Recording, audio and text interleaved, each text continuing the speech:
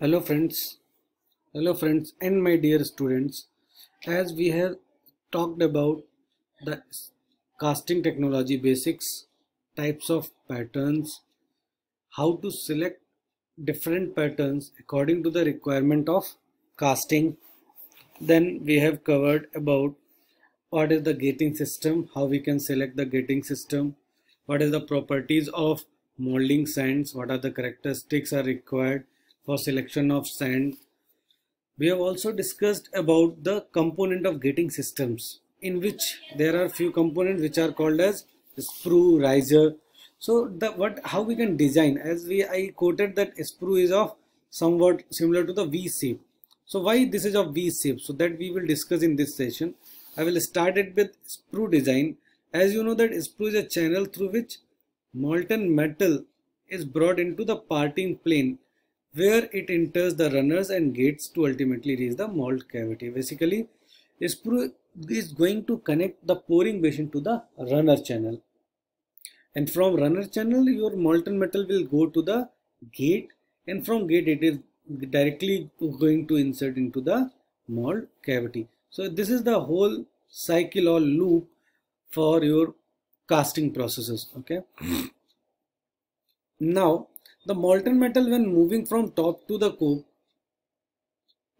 cope to the parting plane, gains its velocity, and some low pressure area would be created around the metal in the sprue. So this low pressure area will be created around the metal whenever it is flowing from sprue, from top of the cope to the bottom side of the drag. Okay, or you can say from pouring basin to the runner.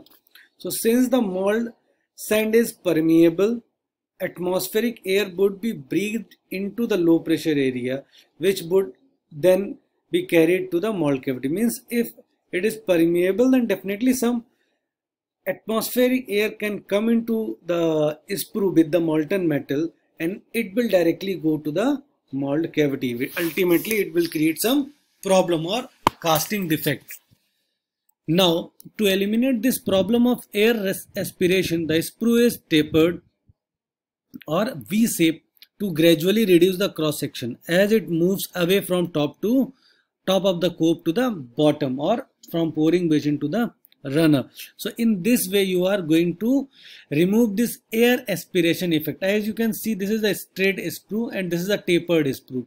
So in this way here there are some some atmospheric air can come, which will directly mix with the molten flow and move to the mold cavity. So in this way you have to select your tapered or V shape sprue. So that's why we used to have V shape or tapered shape of sprue.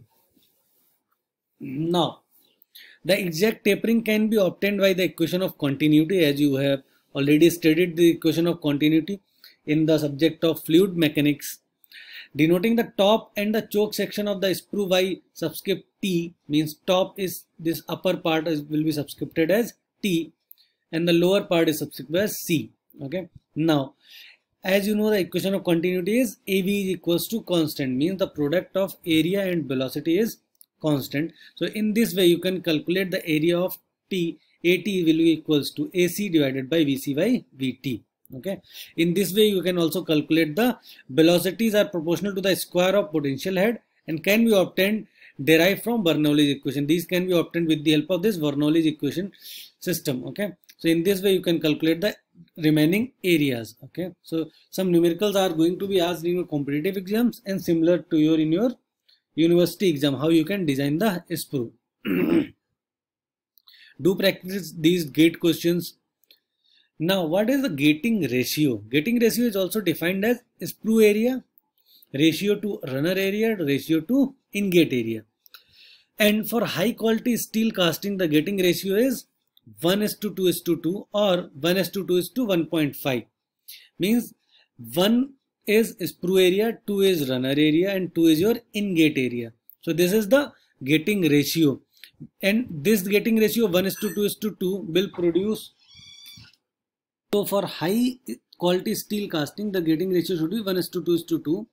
So which will produce casting nearly free from erosion. Means there will not be any kind of erosion, and it will minimize the oxidation as well. Oxidation means some insertion of atmospheric air and will produce uniform flow, means the flow will be uniform if you are maintaining this getting ratio.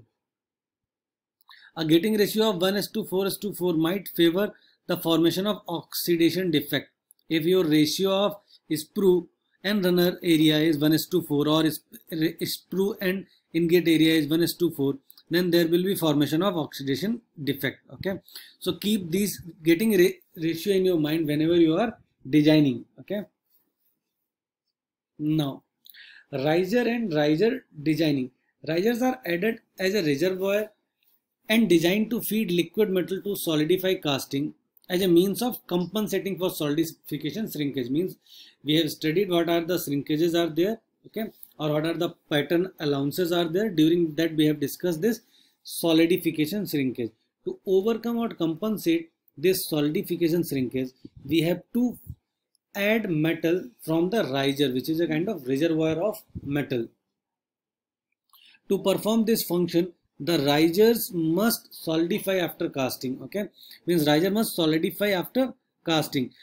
According to the Korinov rules, a good shape for the riser would be one that has long freezing time. Means the riser which have long freezing time, that will give you the good shape. Okay, what is the value of freezing time, that we will see. Okay, so this is the total solidification time, which is B into B by A to the power n, where capital B is mold constant and it is function of mold material casting, and small n is 2 or 1.5 to 2. So this T riser will be equals to 1.25 times of T casting. Okay, and similar to this you can say V by A is whole square of riser is equals to 1.25 times of V by A square casting. So you can calculate this V area for the cylindrical diameter D and H.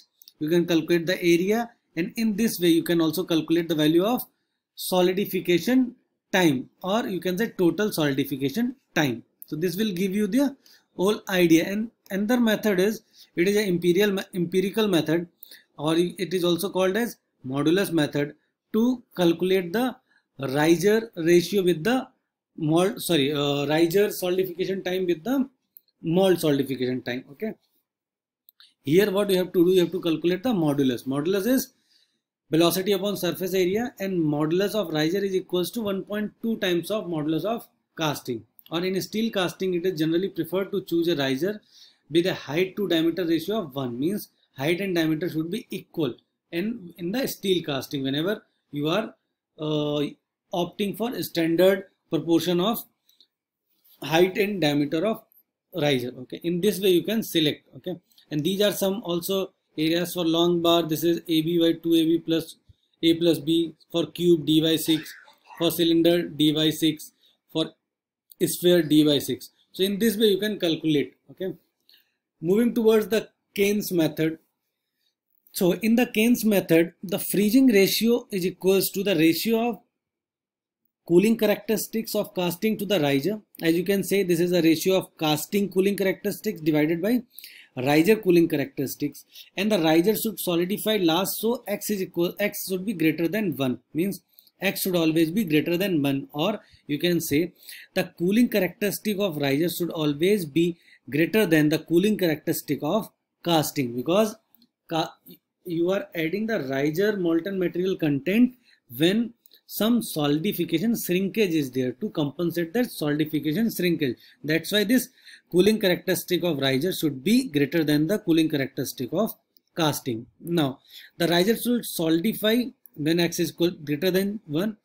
According to Keynes, x is equals to A upon y minus b plus c, where y is volume of riser divided by volume of casting, and remaining a, b, c are constant. So in this way also you can calculate the value of solidification time or cooling characteristics. Okay, and the constant value for the Keynes method is written here. For aluminum this is 0.1, 0.06, 1.08, and for steel it is 0.1, 0.03 and 1 respectively for A, B and C. Okay, so in this way you can apply the Keynes method. Okay, so till that time do practice these questions for your university exams as well as for your competitive exams. Do practice those questions. Now What are the chills? Basically, chills are of two types: external chills and internal chills. And external chills are the masses of high heat capacity.